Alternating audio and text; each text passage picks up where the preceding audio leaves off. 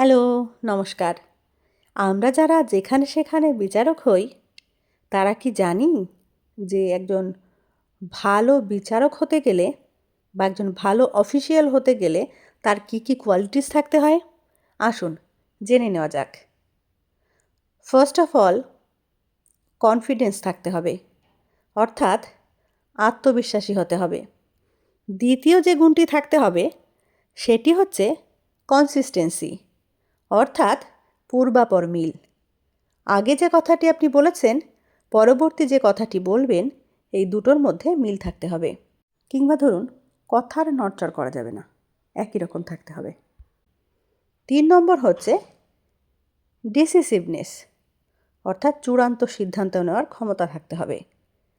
4 নম্বর যে বিষয়টি, সেটি হচ্ছে ইন্টেগ্রিটি, অর্থাৎ চারিত্রিক সততা বা সরলতা।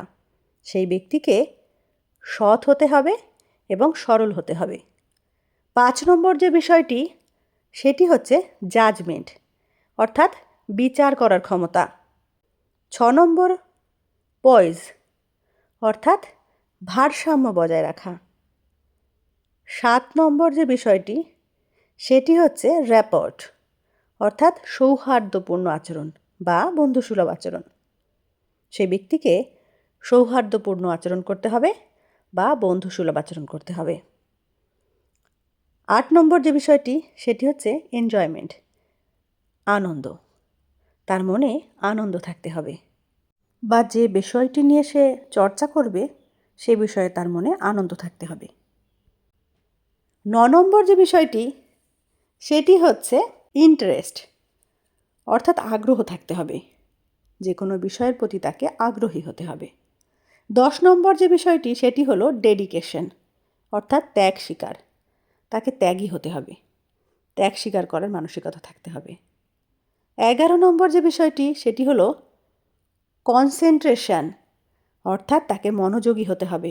এবং এই বিষয়টি হচ্ছে সবচেয়ে গুরুত্বপূর্ণ বিষয়, এই মনোযোগী হওয়া।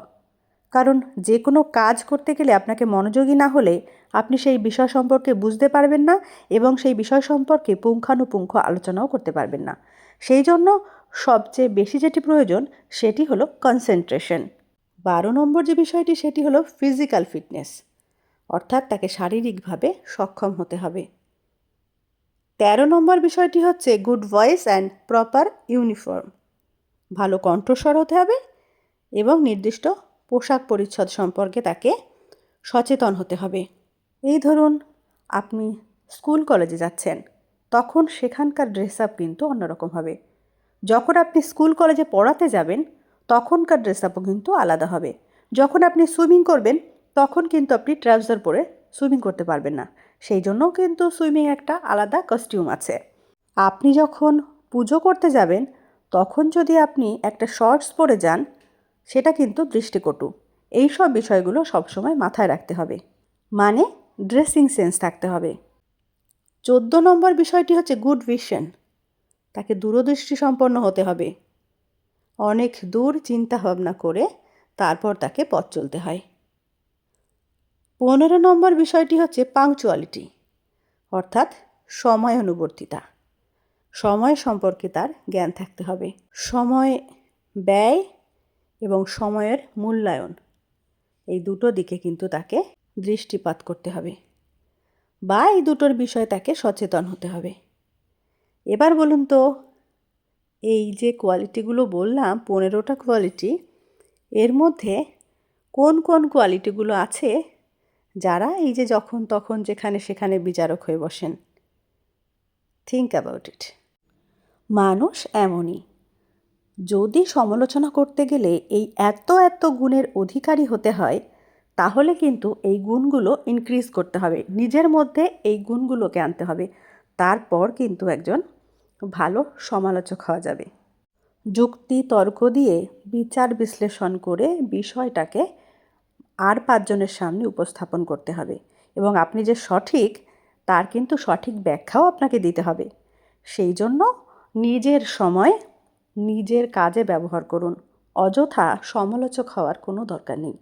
সত্যিকারের সমালোচক যদি হতেই চান তবে আজ থেকেই লেগে পড়ুন এবং যে এই যে 15টা গুণের কথা বললাম, এই গুণগুলো নিজের মধ্যে আনার চেষ্টা করুন। তবেই কিন্তু আপনি একজন ভালো সমালোচক হতে পারবেন। সমালোচক হওয়া নয়, একজন ভালো মানুষ হতে গেলেও এই বিষয়ের উপর আপনার যত্নশীল হতে হবে।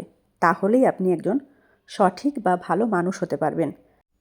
লোকের নিন্দেমন্দ করতে যেমন কোনো যোগ্যতা লাগে না, তেমনি ভালো মানুষ হতে গেলেও কিন্তু তেমন কোনো যোগ্যতা লাগে না। শুধু একটু চিন্তা ভাবনা, লোকের ভালো চিন্তা করা, হিত কামনা করা, বিপদে আপদে মানুষকে সাহায্য করা, মানুষের প্রতি ভালো দৃষ্টিভঙ্গি রাখা, এটুকু করলেই দেখবেন আপনি একজন ভালো মানুষ হতে পারবেন।